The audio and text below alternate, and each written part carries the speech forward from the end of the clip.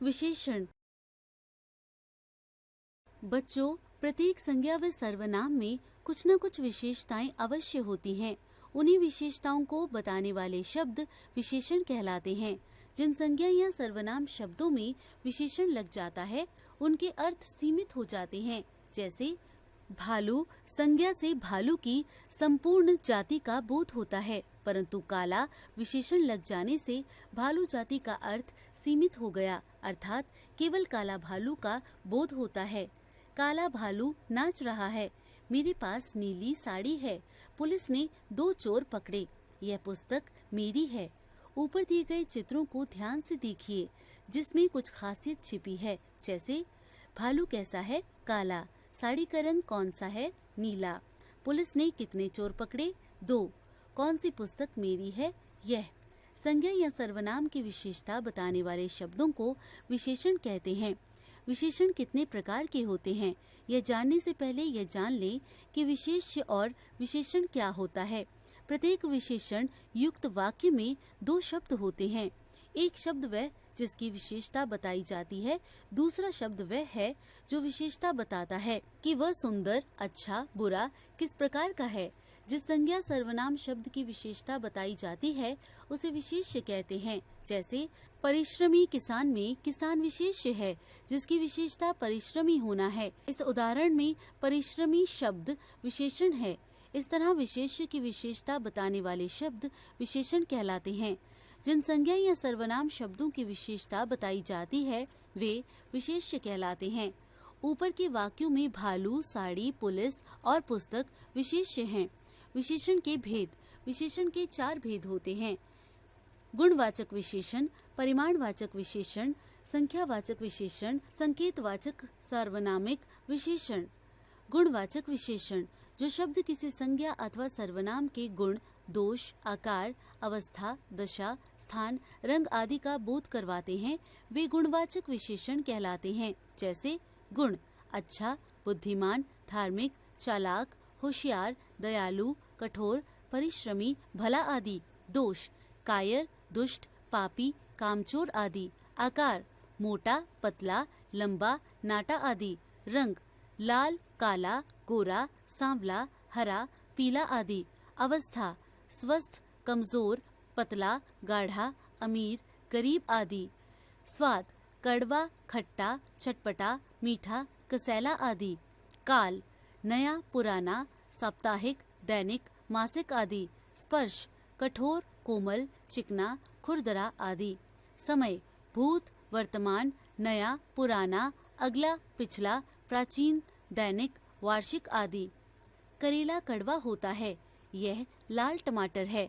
परिमाणवाचक विशेषण वे शब्द जो संज्ञा अथवा सर्वनाम के परिमाण का बोध करवाते हैं, वे परिमाणवाचक विशेषण कहलाते हैं। जैसे 2 मीटर, 3 लीटर, थोड़े फल, कुछ फूल, 3 किलो आदि। मुझे 4 लीटर दूध दीजिए, 3 किलो आलू दीजिए। परिमाणवाचक विशेषण के 2 भेद होते हैं। निश्चित परिमाणवाचक जो विशेषण वस्तुओं के निश्चित माप, तौल या मात्रा का बोध करवाते हैं, वे निश्चित परिमाणवाचक विशेषण कहलाते हैं। जैसे 4 मीटर, 3 गज, 5 लीटर, 3 सेर, 4 किलो आदि। अनिश्चित परिमाणवाचक जो विशेषण वस्तुओं के अनिश्चित माप, तौल या मात्रा का बोध करवाते हैं, वे अनिश्चित परिमाणवाचक विशेषण कहलाते हैं। जैसे कुछ फल, थोड़ा कपड़ा, बहुत अनाज, काफी दूध आदि। संख्यावाचक विशेषण जो शब्द संज्ञा अथवा सर्वनाम की संख्या का बोध करवाते हैं, वे संख्यावाचक विशेषण कहलाते हैं। जैसे 4, 1 दर्जन, सभी, कुछ, बहुत, 7, दोनों, थोड़ा, पहला आदि। जंगल में 4 शेर हैं। कक्षा में 10 छात्र बैठे हैं। संख्यावाचक विशेषण के 2 भेद होते हैं। निश्चित संख्यावाचक जिन विशेषण शब्दों से किसी निश्चित संख्या का बोध होता है, उन्हें निश्चित संख्यावाचक विशेषण कहते हैं। जैसे 2 लड़के, 3 कमरे, 2 पक्षी आदि। अनिश्चित संख्यावाचक जिन विशेषण शब्दों से किसी निश्चित संख्या का बोध नहीं होता है, उन्हें अनिश्चित संख्यावाचक विशेषण कहते हैं। जैसे कुछ पैसे, बहुत दिन, कई दर्शक, थोड़ा सा दही आदि।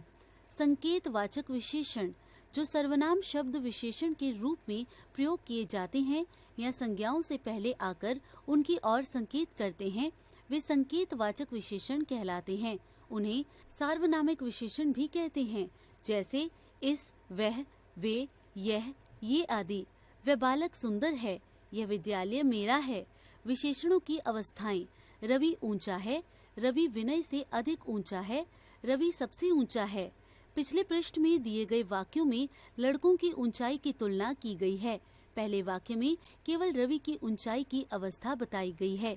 दूसरे वाक्य में विनय के साथ तुलना कर रवि की अधिक ऊंचाई बताई गई है, जबकि तीसरे वाक्य में रवि को सबसे ऊंचा बताया गया है। इस प्रकार वस्तुओं या व्यक्तियों के गुण दोषों की तुलना विशेषण की अवस्थाएं कहलाती हैं। विशेषण की निम्नलिखित 3 अवस्थाएं होती हैं। मूलावस्था: इस अवस्था में विशेषण अपने मूल रूप में प्रयोग में आते हैं, उसकी किसी के साथ तुलना नहीं की जाती है, जैसे विवेक मोटा है। उत्तरावस्था: इस अवस्था में किसी विशेषण द्वारा 2 व्यक्तियों या 2 वस्तुओं की तुलना की जाती है, जैसे विवेक आयुष से अधिक मोटा है। उत्तमावस्था: इस अवस्था में विशेषण द्वारा 2 या 2 से अधिक व्यक्तियों या वस्तुओं की तुलना की जाती है और उनमें से एक की सर्वाधिक न्यूनता या अधिकता बताई जाती है, जैसे विवेक सबसे मोटा है। नीचे कुछ विशेषण शब्दों की अवस्थाओं के रूप दिए गए हैं।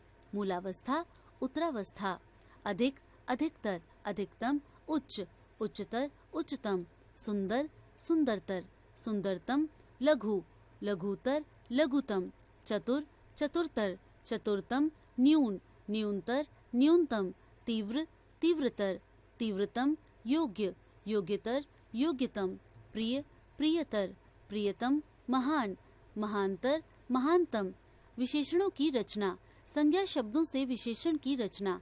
संज्ञा विशेषण: प्यास, प्यासा, जाति, जातीय, राष्ट्र, राष्ट्रीय, नगर, नगरीय, भूख, भूखा, आदर, आदरणीय, स्थान, स्थानीय, पुस्तक, पुस्तकीय, श्रद्धा, श्रद्धालु, अंतर, आंतरिक, दिन, दैनिक, समाज, सामाजिक, कृपा, कृपालु, मूल, मौलिक, धर्म, धार्मिक, नगर, नगरीय, ज्ञान, ज्ञानी, अंश, आंशिक, नीति, नैतिक, मुख, मौखिक, चमक, चमकीला, मोह, मोहित, शिक्षा, शिक्षित, बाधा, बाधित, नील, नीला, पीड़ा, पीड़ित, घृणा, घृणित, शंका, शंकित, पुष्प, पुष्पित, सीमा, सीमित, संचय, संचित, प्रकाश, प्रकाशित, ठंड, ठंडा, अंत, अंतिम, रक्त, रक्तिम, स्वर्ण, स्वर्णिम, रस, रसीला, फेन, फेनिल, जटा,